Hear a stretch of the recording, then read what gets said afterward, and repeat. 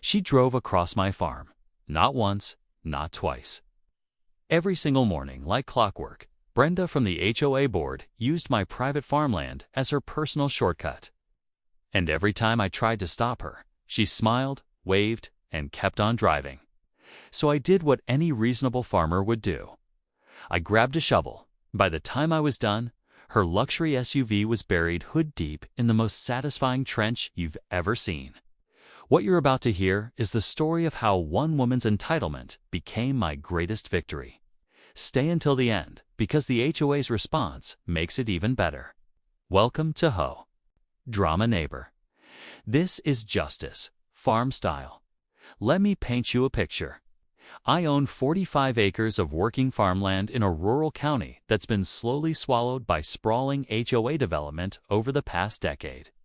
When they built the subdivision next door, the developers put a small road right along my eastern fence line. Convenient for them, fine by me. I didn't ask for neighbors, but I didn't fight the road either. What I did not agree to, not in any document, not in any conversation, was being a drive-through. It started about 16 months ago. I noticed tire tracks cutting across the corner of my south field, the soft, muddy section near the old irrigation ditch. At first, I thought it was a delivery truck that missed the turn. No big deal. I filled in the ruts, reinforced the fence line, and forgot about it. Then I saw her. Brenda Vance. That is genuinely her name. I'm not even reaching for a metaphor here.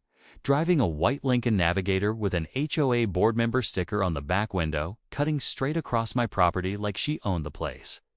She wasn't lost. She wasn't confused. She was shaving 5 minutes off her commute by driving through private agricultural land. My private agricultural land. I stepped outside and waved her down. She rolled her window down exactly 2 inches and informed me, and I want you to feel the full weight of this, that because her HOA managed the community and her taxes contributed to county road maintenance, she had, and I'm quoting here, an implied easement of access across my property. I stood there in my muddy boots, staring at this woman, wondering what law school she graduated from in her imagination. I told her politely to please use the actual road. She smiled like I'd said something charming and drove away. Next 4 weeks, I tried everything the nice way. I put up a no trespassing sign at the corner of the field. She drove around it. I called the HOA's main line and left a message explaining the situation. Nobody called back. I sent a certified letter to the HOA board. Brenda is on the board. Remember outlining the damage being done to my field and politely requesting it stop immediately. I got a letter back. It was 2 paragraphs long. The first paragraph thanked me for my communication. The second paragraph explained that the HOA board had reviewed the matter and determined that the area in question may constitute a historically traveled path and that further review was needed before any official determination could be made. In other words, we're doing nothing and we've written it down very formally. I called a local attorney. She confirmed what I already knew: Brenda had no legal easement, implied or otherwise. My property boundaries were clear. My deed was clean. Every time Brenda drove across that field, she was committing trespass. I could pursue civil remedies, my attorney said, but that would take months and cost money. And in the meantime, Brenda would keep driving across my field. Or, my attorney said with a slight pause, I could simply make it physically impossible for her to continue. That pause changed everything. I want to be completely clear about something before I tell you what happened next. I researched this. I called my attorney again and asked specific questions. I'm a landowner on my own private agricultural property.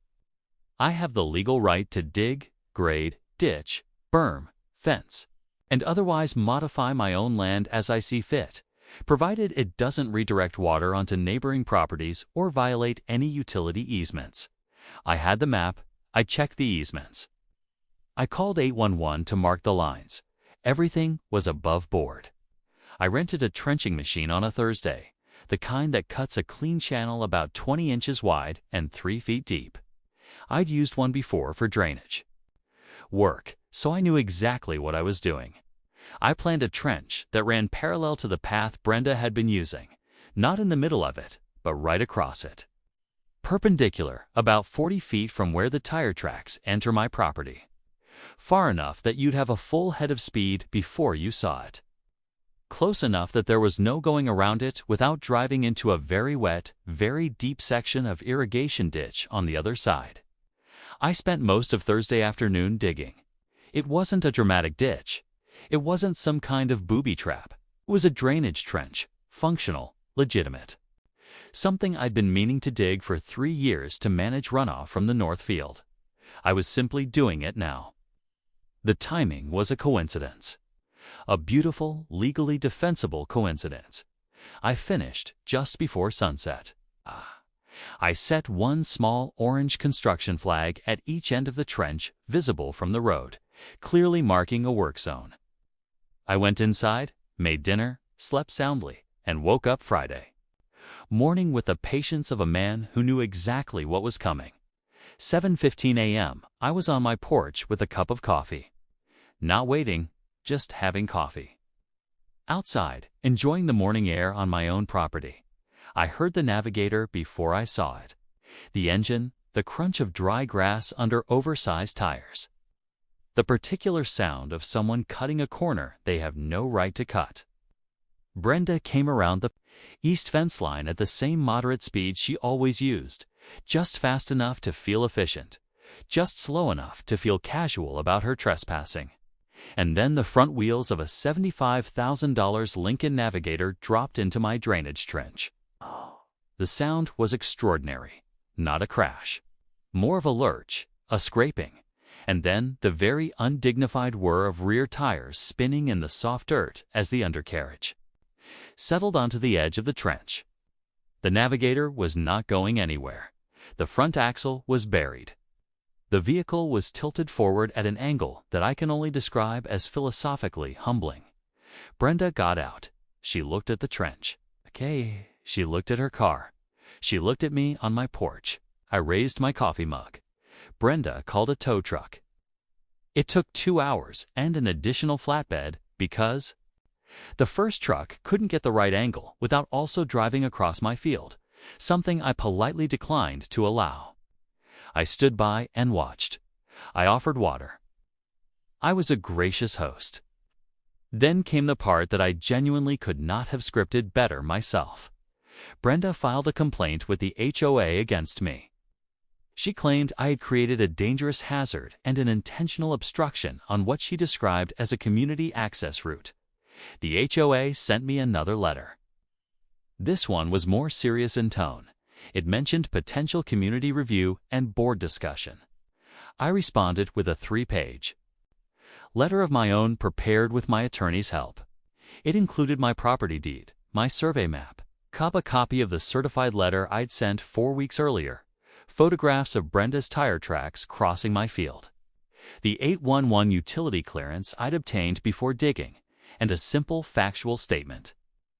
The trench is a licensed drainage improvement on private agricultural property marked with construction. Flags in compliance with local ordinance, if the HOA wished to pursue the matter further. My attorney's contact information was included at the bottom. The HOA did not pursue the matter further. Brenda has not driven across my field since. I know this because I installed a trail camera pointing at that corner of the south field. Not to be vindictive, but because I'm a farmer and farmers document things. In 6 months of footage, there has not been a single unauthorized vehicle. Just crows, one very confused deer, and occasionally me walking my land that belongs to me. Here's what I want you to take away from this. It's not the satisfaction of watching a Navigator tilt nose first into a trench, though I will not pretend that wasn't deeply satisfying. The real lesson is this. Documentation beats arguments. Every single time. Brenda's entitlement wasn't a legal position. It was a social one. She expected that her confidence, her title, her HOA sticker, and her casual disregard for my property would be enough to make me back down. And for a while, out of good faith, I let her think that. But good faith has a limit. And the limit is when someone looks you in the eye, or in this case, drives past you at 7 in the morning without making eye contact and decides that your property rights are less important than their commute. That's when you stop arguing. That's when you start building things. I had every legal right to dig that trench. I followed every procedure. I marked it correctly. And in doing so, I saw the problem that letters, phone calls, and polite requests had failed to solve.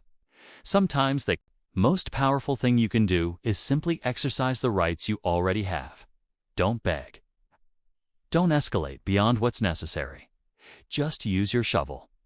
If you're dealing with a neighbor who thinks your property is their property, or an HOA that thinks their rules override your rights, or anyone who uses confidence as a substitute for legality, document everything. Consult an attorney.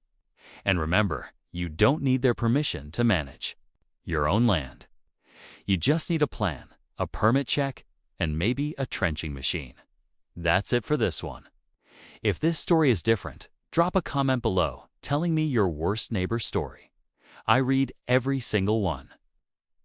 Like this video if you believe property rights matter. Subscribe to HOA Drama Neighbor because we're just getting started.